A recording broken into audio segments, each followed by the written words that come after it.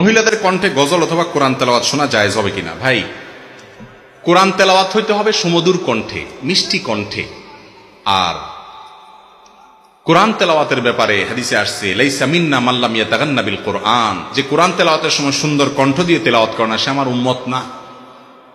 এখন মহিলারা যখন কোরআন তেলাওয়াত করবে, তাদের কণ্ঠের সকল সৌন্দর্য তারা দিয়ে তেলাওয়াত করার চেষ্টা করবে, ঠিক না বেঠিক? এটাই তো কোরআন তেলাওয়াতের আদব।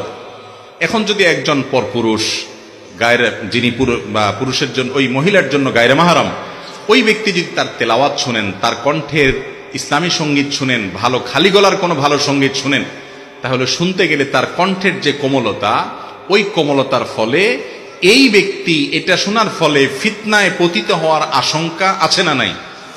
এটাকে অস্বীকার করা যাবে? কিন্তু আজকাল এটাকে অস্বীকার করার মানুষও আছে, বলে না না আমাদের কোনো অসুবিধা হয় না। এই লোকগুলো হয় অসুস্থ না মিথ্যাবাদী।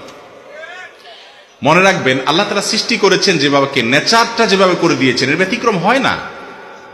অতএব আল্লাহ কোরআনে বলেছেন, যদি মহিলারা কিছু চাবে কারোর কাছে, তাহলে ফালা তাখদানা বিল কওল, তারা কথা বলার সময় কথাকে কোমল করে বলবে না, আল্লাহ নিষেধ করেছেন। এখন আমাদের তো দুনিয়া সব উলটপালট হয়ে গেছে। কিরকম? বউ আপনার স্বামীর সাথে কথা বললে কর্কর ভাষায় বলে, হ্যাঁ বলো, এতবার ফোন দিচ্ছ, কি দরকারে কিছু বলবা কিনা। এরপর অন্য লোকের সাথে কথা বলে, জি ভাইয়া বলেন প্লিজ, ঠিক না? এখানে একে হাম্মামে জারে নাঙ্গি, স্বামী স্ত্রী সবারই একই অবস্থা, মহিলাদেরও একই অবস্থা, পুরুষদের একই অবস্থা। পুরুষ বেচারা হয়তো দোকানদারি করে, কাস্টমার একটা আসছে, ওইটা মহিলা কাস্টমার মনে করেন, জি আপা বসেন বসেন, এই আপাকে চেয়ার দাও, আপা বলেন কি খেদমত করতে পারি, আপা কি লাগবে, খুব সুন্দর সুন্দর। একই টাইমে যদি বউ ফোন দেয়, তুমি এত ক্যাস করো কেন, তোমার কোনো কাজ কাম নাই বাড়িতে, কি বলবা যদি বলো, ঠিক না বেঠিক?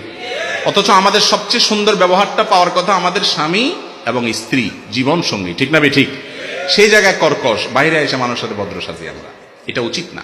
তো কোরআন তেলাওয়াত যদি মহিলাদের কোমল কণ্ঠে আপনার করা হয়, এবং কোমল কণ্ঠে করতেই হবে, ইসলামের সঙ্গীত গাওয়া হয়, সেটা যদি অন্য পুরুষরা শুনে, ইসলামের শরীয়তের দৃষ্টিকোণ থেকে সেটা জায়েজ হওয়ার কোনো কারণ থাকতে, একেবারে ছোট বাচ্চা মেয়ে হলো ভিন্ন কথা, ফিতনার আশঙ্কা নেই সেটা ভিন্ন কথা, কিন্তু অ্যাডাল্টের জন্য এটা কিনে জায়েজ।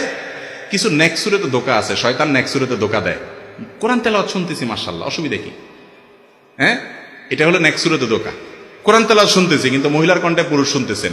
আপনি কোরআন তেলাওয়াত শুনতে শুনতে কত জগতে চলে যাবেন, কত চিন্তার ভিতরে ঢুকে যাবেন, আপনি নিজেও টের পাবেন না। ইসলাম আগে থেকে বাদ দিতে বলেছে। আর যারা ইসলামকে পছন্দ করে না, তারা বলে সমাজে কোনো দর্শন হতে পারবে না, যুবকরা খুব সাবধান, তবে তোমাদেরকে উস্কানির যত রাস্তা আছে সব আমরা খুলে রাখবো। বিজ্ঞাপনে, বিলবোর্ডে নারীকে আমি বিশ্রীভাবে ঝুলাবো, বিভিন্ন জায়গায় পণ্যের মতো নারীকে আমি উপস্থাপন করব, তুমি নিজের নিয়ন্ত্রণ করো। এ হলো ইসলাম। ইসলাম যারা পছন্দ করে না তাদের সিস্টেম। আর ইসলামের সিস্টেম কি?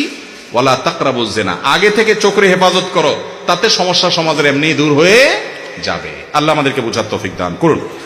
আমাদের সমাজে অনেক পুরুষকে